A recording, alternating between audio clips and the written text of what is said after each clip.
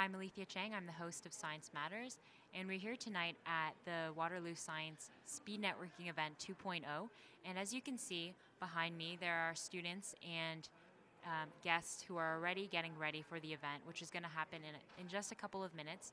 And this event is an opportunity for graduate and undergraduate students to meet and network with a variety of Waterloo Science alumni who have graduated either a while ago or recently, and to get a chance to talk to them and see where their career paths have taken them. So I'm here with Graham, and Graham is a freelance science writer, and I'm going to ask him, what do you do? So Graham, what do you do, and how did you get here from when you graduated the University of Waterloo? Well, basically I write for a variety of publications, online and in press. These include National Geographic's website, Popular Science magazine, and a lot of the more technical journals will have a news section up front, and I write the news stories that go in there. I got into it because I knew that I was interested in science. I also knew I didn't have the kind of attention span to study science at a PhD level for the rest of my life. I thought it would be really cool to study phytoplankton one week, rocket science the next week, and geology the following week. So that's basically what I did. I did a general science degree at the University of Waterloo, and after that I got experience in the field as a reporter at some newspapers and started freelancing from there. And from there I've been published in over 24 publications and 100 times in the last 5 years.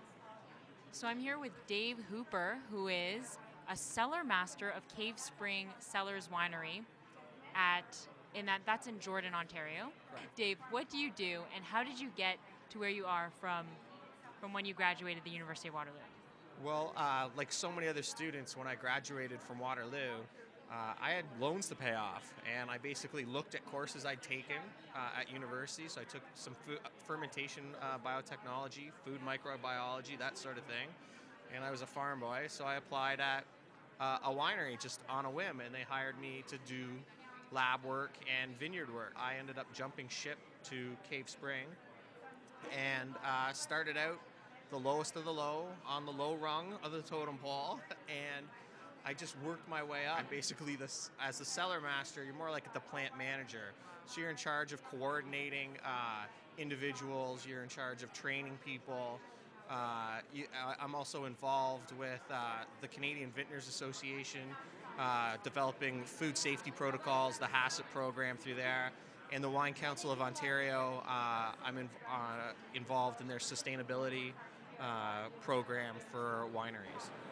All right, so I'm here with Adrian Cote. Is it Adrian Cote? Okay, and he is a senior researcher. Oh no, you're not senior yet.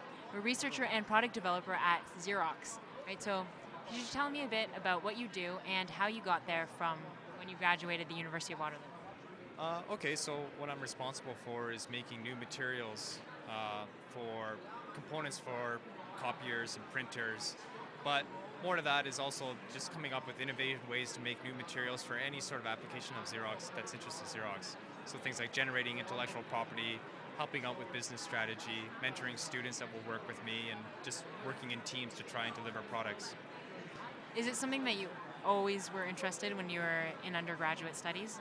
I was always interested in chemistry and I always liked materials, but I never thought I would end up at Xerox at all. So, but how I ended up there is that I ended up doing when I was doing my co-op terms, I was doing research mostly in the mining industry and just like doing research in general. Did my honors project with a professor in the chemistry department and got hooked more on academic research, went on, got a PhD, and then found it to be a way to sort of be entrepreneurial in what you do, and decided to move on to do postdoc studies in the United States, and then moved on to a research center in California. And how I ended up at Xerox was actually a former classmate of mine from Waterloo, networked my way in. Nice. And that's how I ended up there. So it is about networking.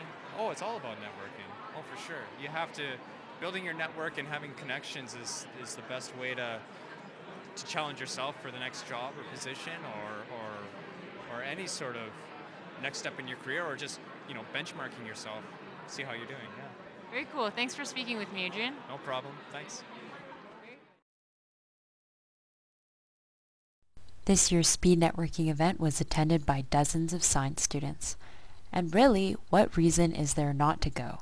It's free, they have food, but most importantly, it's a chance to meet successful science alumni. You're spending 4 years to get a science degree. So why not spend an evening seeing what you can use it for?